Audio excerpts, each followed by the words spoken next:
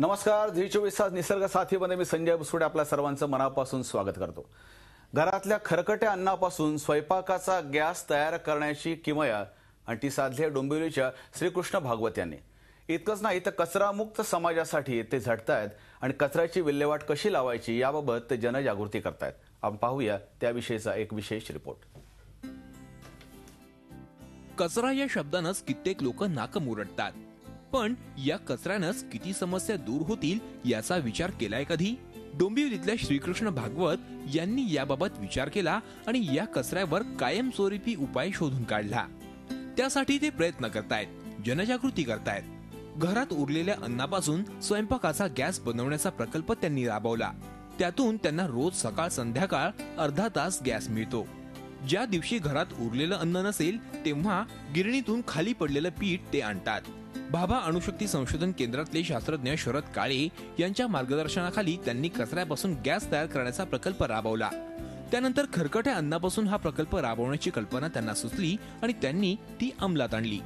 सुरुवातीला अर्धा किलो अन्नात पाणी टाकल्यावर त्यांना 15 मिनिटं गॅस मिळायचा. याच्यामध्ये 2.5 किलो सकाळी, 2.5 किलो संध्याकाळी किंवा दिवसात 5 किलो जेवढं जमेल तेवढं खरकट अन्न त्याच्यामध्ये याच्यात मी टाकत असतो. नंतर पाणी टाकतो आणि ह्या सगळ्यापासून मला सकाळी आणि संध्याकाळी 20-30 मिनिटं गॅस मिळतो. साधारण एक आपला कुकर होतो. भागवत यांनी मुंबई महापालिकेत 3 वर्ष अभियंता म्हणून नोकरी केली. याच दरम्यान त्यांनी कचरा व्यवस्थापन विभागात विशेष अधिकारी म्हणून कामही केलं. सेवानिवृत्तीनंतर कचरा व्यवस्थापनाबाबत जनजागृतीचं व्रतही हाती घेतलं. अनेक महापालिकांमध्ये त्यांना कचरा व्यवस्थापन या विषयावर मार्गदर्शनासाठी लवकरच गांडूळ खत प्रकल्प राबवणार असल्याचंही ते सांगतात. याचं जे पाणी निघतं ते मी बागेला वापरू शकतो लिक्विड मॅन्युअर म्हणून. तर हा एक मोठा प्रकार आहे ज्याने आपण रिड्यूस गार्बेज करू शकतो, ज्याची आज नगरपालिकाने आवश्यकता आहे. हा प्रकल्प सोसायटी आणि हॉटेलमध्ये अंमलात आणला गेला तर निश्चितच भविष्यातल्या मोठ्या समस्या दूर करण्यास मदत होईल. व्हिडिओ जर्नलिस्ट अभिषेक सह विशाल वैद्य, झी मीडिया, डोंबिवली. झी 24 तास निसर्ग साथीमध्ये पुन्हा एकदा आपल्या सर्वांचं मनापासून स्वागत. आपल्याबरोबर आज आहेत श्रीकृष्ण भागवत. आपलं मनापासून या कार्यक्रमामध्ये स्वागत. आपण सर्वजण या कार्यक्रमामध्ये सहभागी होऊ शकता. आमचा टोल फ्री क्रमांक आहे 1800221010. भागवत साहेब, मुळामध्ये हा प्रश्न नेहमी आहे की घरातली असलेला कचरा, हा कचरा कुठे नेऊन टाकायचा, तिची विल्हेवाट कशी लावायची, हा महानगरपालिकांना प्रश्न असतो. आपलं घर मात्र 100% कचरा मुक्त आहे. आपल्या घरातला कचरा बाहेर जात नाही. ही किमया कशी साधलीत? सर्वप्रथम तर मी झी 24 तासचे आभार मानतो की इथे कचरा या विषयावर बोलवलं. नाही तर कचऱ्याला सगळे कचरा म्हणून समजतात. पण कचरा हे कचरा नसून ते सोनं आहे. निदान आमच्यासाठी आहे. कारण आम्ही 30 वर्ष नोकरी नगरपालिकेत केली, पगार मिळाला, 13 वर्ष पेन्शन मिळतंय आणि आता आम्ही हिंडतो सगळ्या ठिकाणी ते सरकारच्या खर्चावर. म्हणजे खरोखरी आमच्यासाठी सोनंच आहे. पण इतर लोकांसाठी त्यांच्या आरोग्यासाठी हे सोनं आहे आणि त्यांनी हे करावं हा विचार माझ्या मनामध्ये आला.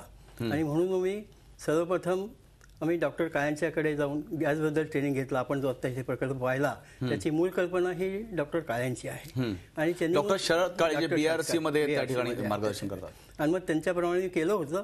पण काय झालं की ते तसं तांत्रिकदृष्ट्या करताना मिक्सर वगैरे काय हाताळायला लागायची, ते मी घरची वापरायचो. त्यामुळे मिसेस म्हणाले की ह्याच्यात तुम्ही वापरता, हे नको असं. म्हणून मग मी डॉक्टर काळ्यांना भांडण थोडा बोलवलं आणि त्यांनी सांगितलं हे युनिट बंद करा आणि दुसरं युनिट करा. त्यामुळे बायोगॅसचं जे युनिट तुम्ही घरी 13 वर्षापूर्वी हा प्रयोग केला, 13 वर्ष, तो कशा पद्धतीने केलात आणि तो आज कशा पद्धतीने चालू आहे? तो तसा अगदी सोपा आहे.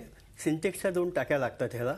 एक टाकी असते ती म्हणजे त्याच्यात कलेक्शन होतं सगळं आणि दुसरी याची होल्डर आहे. तर त्या खालच्या टाकीमध्ये वरून टाकलेलं जे मगाशी दाखवलं ते खाली जातं आणि ते जवळजवळ 15 दिवसापर्यंत त्याची प्रक्रियेचा टाइम आहे. पण केव्हा तरी टाकलेलं 15 दिवस होतं म्हणजे गॅस मला कंटिन्युअस मिळत असतो. आता थोडक्यात तिथे 70 ते 80 किलो त्याच्यात कचरा आहे, पण त्याच्या आसपास किंवा कुठेही घाणवास येत नाही. त्यामुळे हे आपण सोसायटीमध्ये घरातल्या अन्नापासून बायोगॅस तयार करता. पण मुंबई सारख्या शहरांमध्ये मोठी समस्या आहे, सगळ्या शहरात जागेची अडचण आहे. तर अशा ठिकाणी घरामध्ये करणं, फ्लॅटमध्ये करणं शक्य आहे का? नाही, जागेची अडचण म्हणता येणार नाही. कारण जर महापालिकेच्या एवढ्या जागा पडल्यात आणि त्यांचं एवढं अन्न निघतं आहे, त्यांनी ते तयार करावं. शताब्दीमध्ये आम्ही त्यांना डॉक्टर काळ्यांच्या वेळी करून पण दिलं आहे. ते सध्या चालत आहे. एक BRC मध्ये आहे, नेव्हीमध्ये आहे. असं जर नगरपालिकेने प्रत्येक वार्डामध्ये बगीच्यांमध्ये हे युनिट केलं तर तिथला कचरा तिथेच जाईल, ट्रान्सपोर्टेशन वाचेल, गॅस मिळेल. नाही म्हणजे आपण जसं म्हणताय की घरगुती स्तरावर जसा कचरा त्या ठिकाणी करण्यात आपल्याला हे करता येईल, संकलन करून त्यातनं बायोगॅस करता येईल, तसं सार्वजनिक स्वरूपात पण करता येईल. सार्वजनिक स्वरूपात मोठ्या तर फायदा मोठा होईल. हे कसं आहे की मला गेले 14 वर्ष 20 मिनिटं सकाळी 20 मिनिटं संध्याकाळी एक कुकरपुरता गॅस मिळतो. हे मी लोकांच्यासाठी ॲक्च्युली वर्किंग मॉडेल ठेवलेलं आहे की असं करा. मग तुमच्याकडे 50 किलो 500 किलो जसं असेल तसं आम्ही सल्ला देऊन त्यांच्याकडे आपण करू शकतो. मुंबई किंवा मोठ्या मोठ्या शहरांमध्ये खूप मोठ्या सोसायटीज आहेत, जिथे 200 फ्लॅट आहेत, 300 फ्लॅट आहेत. अशा ठिकाणी हे करणं शक्य आहे का? हो, त्या ठिकाणी पण हे करणं शक्य आहे. आणि कचरा कमी पडतच असेल तर नगरपालिका कचरा द्यायला तयार आहे ना. 1-2 टनचं जर केलं तर तुम्हाला 2 सिलेंडर बायोगॅस, 200 किलो खत मिळेल. आणि तुम्ही मिथेन जर जाळली वातावरणामध्ये तर तुम्हाला कार्बन क्रेडिट पण मिळू शकतं. म्हणजे source of earning to corporation. पण हे सगळं विचारात घ्यायला हवं अधिकाऱ्यांनी. भागवत साहेब, आपल्यावर महाराष्ट्रातनं सगळे पर्यावरणप्रेमी यामध्ये सहभागी होत असतात. तुषार आहेत वाघोलीवरून. तुषार, बोला, आपला प्रश्न विचारा. Hello sir. हा बोला.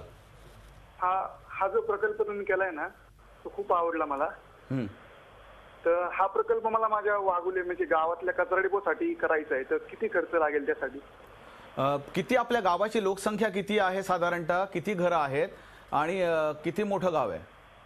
गावचं आपलं म्हणजे ना 20-30 हजार लोकसंख्या आहे आमच्या गावाची. 30,000? हा, 30,000. नगरपालिका त्या ठिकाणी आहे, नगर परिषद आहे, नगर पंचायत आहे, काय आहे का ग्रामपंचायत आहे? ग्रामपंचायत आहे सर आमची. बर, ग्रामपंचायत आहे, 30,000 लोकसंख्या आहे. भागवत साहेब काय सांगू शकाल? आपली ग्रामपंचायत कोणत्या जिल्ह्यातली आहे? हॅलो. आपली ग्रामपंचायत कोणत्या जिल्ह्यातली आहे? पुणे जिल्ह्यातली आहे सर. पुणे जिल्ह्यातली वाघोली. हा, वाघोली. आम्ही ग्रामपंचायतीसाठी पण अभ्यास केलेला आहे आणि लोकल सेल्फ गव्हर्नमेंटच्या एका युनिटनी सगळ्या ग्रामपंचायतींचा हिशोब काढलेला आहे. जागा किती लागेल, अन्न किती लागेल आणि आम्ही आपल्याला थोडक्यात भागवत साहेब 21,000 लोकसंख्येच्या गावाला त्या ठिकाणी असं हे शक्य आहे का करणं? हा त्यांचा तुषारचा प्रश्न. करणं शक्य आहे, करणं शक्य आहे. हा, आणि ते परवडेल का त्यांना? ते परवडण्यासारखं पण आहे. तुषार, या संदर्भात आपल्याला मार्गदर्शन हवं असेल तर भागवत साहेब आपल्याला मार्गदर्शन करतील निसर्ग साथीच्या माध्यमातून, आणि हे सहज शक्य आहे. अशा पद्धतीने महाराष्ट्रातल्या अनेक ठिकाणी जाऊन देखील आपण हे सगळं करू शकतो. भागवत साहेब, महत्वाचा नेहमी हा प्रश्न विचारला जातो की शून्य कचरा मोहीम राबवणं, बोलणं हे फक्त नुसतं प्रचाराचं माध्यम होतं. तुमच्या घरात शून्य कचरा मोहीम तुम्ही राबवता, बायोगॅस सोडून उरलेल्या कचऱ्याचं काय करता? शून्य कचरा मोहीम करणं तसं विशेष काही नाहीये. पण आता जे काही शून्य कचरा मोहीम राबवतात जनरलमध्ये ते म्हणजे त्या दिवशी खर्च तुमच्या घरामध्ये कसं? आमच्या घरामध्ये, आपल्याच घरामध्ये, कोणाचे, माझ्या नव्हे. हे अगदी सोपं आहे की कचऱ्यासाठी 2 डबे आपण ठेवले, एक ओला आणि एक सुका. तर सुक्यामध्ये म्हणजे कागदपत्र जे काही असेल ते सगळं, आणि हे सगळं आपण रिसायकलला देऊ शकतो. त्याच्यानंतर जो ओला कचरा उरला त्याचं खत करू शकतो किंवा बायोगॅस करू शकतो, जे आपल्याला पसंत पडेल. म्हणजे खायला अपनी पसंत अपनी आम्ही तसं मार्गदर्शनही तुम्हाला करू शकतो. म्हणजे ओला कचरा जर खतात गेला, झाडाला पाचवा खतामध्ये गेला, नंतर उरलेलं तुमचं सुका कचरा वेगळा गेला तर मग घरातनं कचरा जायचा प्रश्नच नाही. शून्य कचरा मोहीम त्याप्रमाणे शून्य कचरा मोहीम म्हणजे actually expenditure incurred on the garbage should be 0. Okay. शून्य कचरा म्हणजे त्याचा अर्थ असा घ्यायला पाहिजे. नाही, बायोगॅसमध्ये तुम्ही जे मगाशी सांगितलं, बायोगॅसमध्ये फक्त अन्नच त्या ठिकाणी टाकलं तर अजून त्यामध्ये काही आपण टाकून ते करू शकतो का? नुसतं अन्न टाकायचं, मगाशी तुम्ही दाखवलं ते द्रव पदार्थ करून ते केलं, म्हणजे पाणी टाकलं त्यामध्ये आणि ते मिक्स करून टाकलं, प्रक्रिया शक्य आहे का? एवढा वेळ मिळत नाही लोक. हो, त्याच्यासोबत भाजीपाला पण मिक्सरमध्ये मिसळून त्याच्याबरोबर जाऊ शकतो. पण त्यासाठी थोडं युनिट चेंज करावं लागेल, बाकी काही नाही. हे म्हणजे मी स्वस्तात केलं, कारण महाराष्ट्रीयन लोकांना आकुड शिंगी, बहुदुधी, कमी चारा खाणारी अशी गाय पाहिजे. बरोबर. म्हणून हे सगळं कमीत कमी करता जास्तीत जास्त काय करता येईल ते केलं. माझा जो कच्चा भाजीपाला आहे तो आपण जर मगाशी फिल्म मध्ये बघितलं असेल तर मी झाडाच्या बुडाची टाकत असतो. त्याचं तिथे खत होतं. पुन्हा पाणी कमी लागतं, कारण सूर्याची किरण डायरेक्ट इव्हॅपोरेशन करतात पाण्याचं. पण कचरा असल्यामुळे इव्हॅपोरेशन होत नाही, पाणी जास्त वेळ टिकतं. आणि भाजीपाल्यात 70% पाणी आहे. म्हणजे ह्या सगळ्या दृष्टीने बचतच होते आपली. तर भाजीपाला इकडे गेला, सुका कचरा तिकडे गेला, आणि शून्य कचरा मोहिमेमध्ये आपण त्याची सुरुवात करतोय. श्रीकृष्ण भागवत असा एक वेगळा आदर्श आपल्या समोर आज आहे, ज्या माध्यमातून घराघरामध्ये आपण शून्य कचरा मोहीम आपण करू शकतो.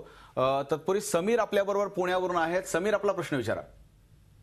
सर, आपण जो बायोगॅस बनवतो तो शेगडीबद्द न्यायासाठी आपल्याला आहे ना हवेची नाही का एअर साठी गरज लागते का डायरेक्ट जातो तो शेगडीबद्दल? मग शेगडी वेगळ्या पद्धतीची ठेवावी लागते असं तुमचं म्हणणं आहे का? हा, म्हणजे तो जो गॅस आहे तो शेगडीबद्दल कसा काय डायरेक्ट येतो का त्याला एअर या संदर्भामध्ये आपल्या प्रश्नाला आपण नक्कीच उत्तर देणार आहोत, पण तत्पूर्वी या क्षणभर विश्रांती पाहत राहा झी 24 तास निसर्ग साथी.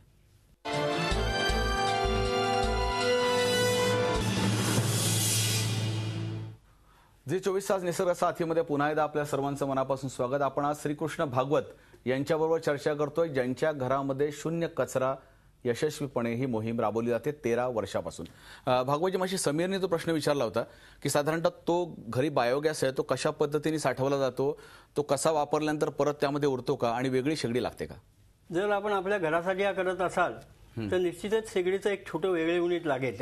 त्याच्यामधलं जे असतं ते काढून घ्यायचं, कारण ह्याला प्रेशर नाही, हे नॉर्मल प्रेशरवर काम करतं. पण थोड्या मोठ्यासाठी करत असाल तर मग गॅसची वेगळी शेगडी सुद्धा तुम्हाला उपलब्ध करून देता येईल. जर त्यांना वेगळा गॅस करायचा असेल 500-600 किलो किंवा 1000 किलो पर्यंतचा, तर मग जास्ती गॅससाठी एक वेगळी शेगडी पण आहे. आणि तुमच्या घरामध्ये पण वेगळी शेगडी वापरता का? एक वेगळी शेगडी ठेवलेली आहे, त्याचा मधला जो भाग आहे तो काढून घेतलाय, कारण नॉर्मल प्रेशरने हे जात असतं. बरोबर आहे. म्हणजे समीर, आणि आपल्याला काही मार्गदर्शन हवं असेल तर श्रीकृष्ण भागवत निसर्ग साथीच्या माध्यमातून आपल्याला नक्कीच मार्गदर्शन करतील. शून्य कचऱ्यामध्ये आपण मग अशी चर्चा करताना सांगितलं की घरामध्ये असणारं आपण जे पाणी वापरतो, सांडपाणी वापरतो, जे साधारणतः आपल्या घरामध्ये धुण्या भांड्याचं पाणी असतो, ते पाणी जर का आपण वेगळ्या पद्धतीने वापरलं तर 70% पाण्याची बचत होते असं तुमचं म्हणणं आहे. ते कसं शक्य आहे? काय आहे की आपण जे पाणी वापरतो 1000 म्हणजे साधे 1 लिटर पाणी जरी आपण वापरलं तर त्यातलं 70 लिटर पाणी आपण टाकून देतो. 70% पाणी टाकून देतो. फक्त प्यायला 200 ग्राम पाणी आपल्याला लागतं, तेवढं पितो आपण. बरोबर. मग ते 70% पाणी आपण नळाच्या वाटे बाहेर जातं. ते जर आपण व्यवस्थितरित्या बिल्डिंगला लागून एक चर खणून त्याच्यातनं ज्यात काही ठराविक प्रमाणाची दगड वगैरे टाकतात, ते आम्ही मार्गदर्शन त्यांना करू शकतो नेलीच्या मार्फत. आणि त्याच्यातनं ते पाणी असं सेप्टिक टँकसारखं ते जातं आणि ऍट द एंड तुम्हाला 70% पाणी परत मिळतं, जे तुम्हाला कार धुवायला किंवा तुमच्या सेप्टिक टँकसाठी जे पाणी शुद्ध करून नगरपालिका तुम्हाला देते, ते बहुमूल्य पाणी न नसता हे पाणी त्यांना शक्य होतं वापरणं. म्हणजे ह्यालाही खर्च नाहीये, पुन्हा ह्याचा घाण वास येत नाही. दिसेल तर बगीचाच दिसतो. युनिव्हर्सिटीमध्ये आम्ही मुंबईमध्ये केलेलं आहे, बघायचं असेल तर युनिव्हर्सिटीमध्ये मुंबई युनिव्हर्सिटीमध्ये केलेलं आहे. मुंबई युनिव्हर्सिटी कालिनाच्या तिथे केलेलं आहे. आणखीन जर काही माहिती घ्यायची असेल तर निधीमध्ये राकेश कुमार आहेत, तिथे आम्ही सोसायटीमध्ये कसं करता येईल याचं प्रात्यक्षिक तिथे ठेवलेलं आहे की तुम्हाला प्रत्यक्ष बघता येईल की सोसायटीचं पाणी कशा तऱ्हेने जाते आणि तिकडनं कसं शुद्ध होऊन ते परत ही अत्यंत महत्वाची माहिती आहे. जर का आपल्या सोसायटीमध्ये आपल्याला 70% पाण्याची बचत करायची असेल तर श्रीकृष्ण भागवत, निरी या सगळी मंडळी आपल्याला मार्गदर्शन करू शकतात आणि मोठ्या प्रमाणामध्ये आपण पाण्याची बचत करू शकतो, जे आपल्याला आव्हान आजही राज्यामध्ये आहे आणि भविष्यात देखील राहणार आहे.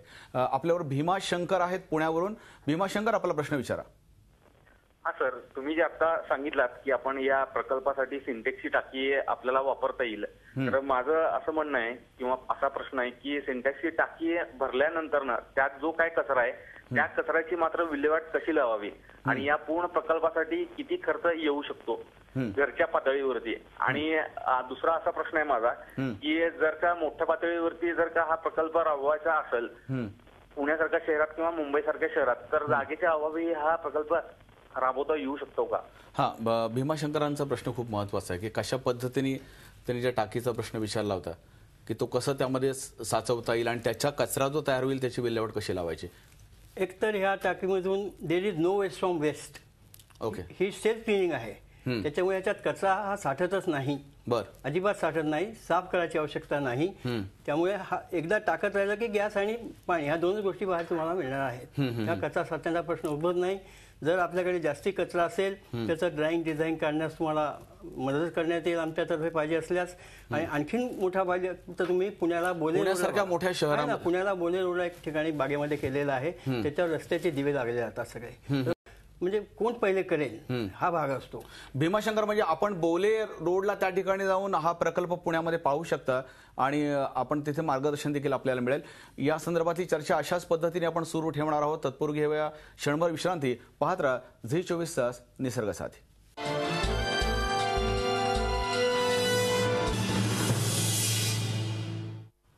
झी 24 तास निसर्ग साथीमध्ये पुन्हा एकदा आपल्या सर्वांचं मनापासून स्वागत. आपण आज श्रीकृष्ण भागवत यांच्याबरोबर चर्चा करतोय.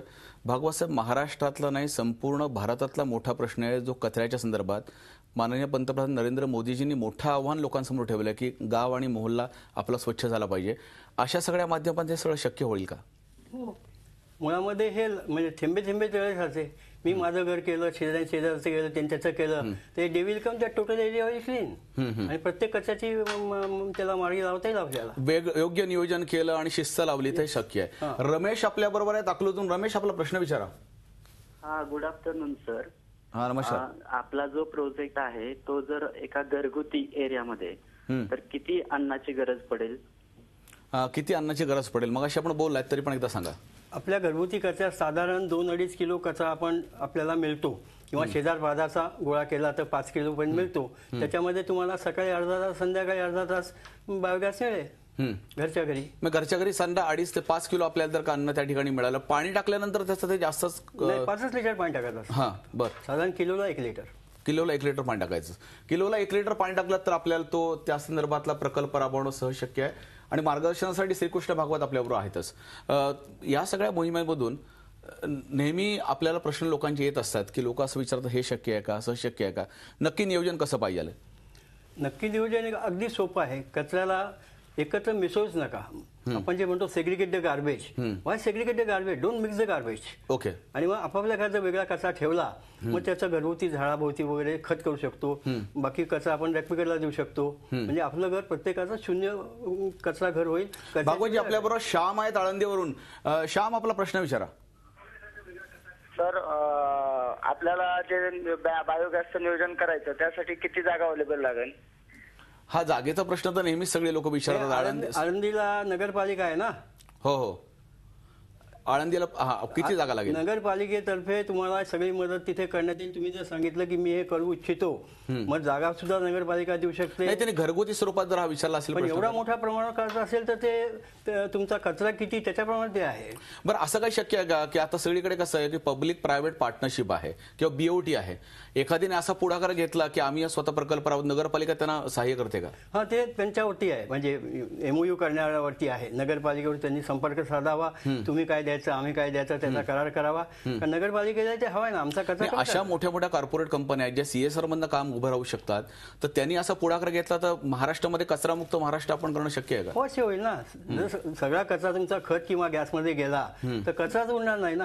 भागवतसाहेब, या कार्यक्रमाच्या निमित्तानं राज्यातल्या सगळ्या नगरपालिका, महानगरपालिका, ग्रामपंचायती यांना काय आपण सांगू शकतो? आम्ही सर्वांना एकच सांगू शकतो की तुमच्या सेवेमध्ये लोकल सेल्फ गव्हर्नमेंट आहे, नीरी आहे, डॉक्टर काळे आहे, आम्ही स्वतः आहे. आता यांची पण संस्था आमच्याशी जोडणार आहे. तर आम्ही सगळे तुम्हाला मदत करू. आम्हाला फक्त तुमचा कचरा नको आहे. बाकी कचरा तिथल्या तिथे जिरवायचा कसा हे आम्ही सांगू. कारण निसर्गाला आपण काही देत नाही हे लक्षात ठेवा. निसर्ग आपल्याला भरभरून देतो.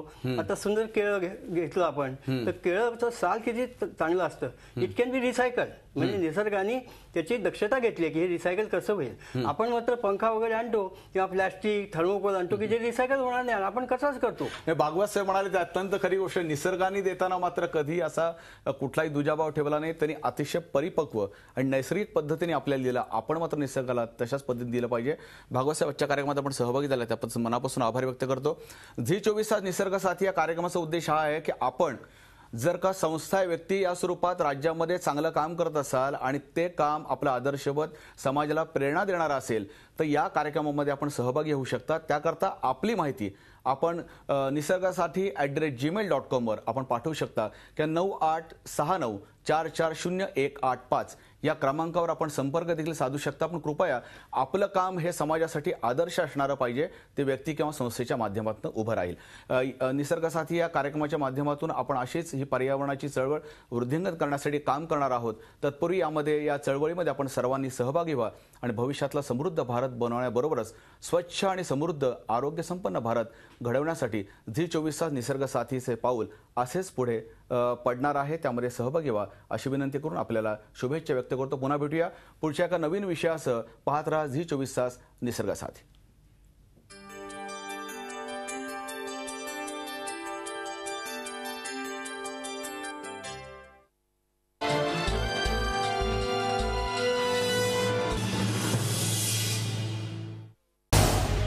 झी 24 तास रहा एक पाऊल पुढे.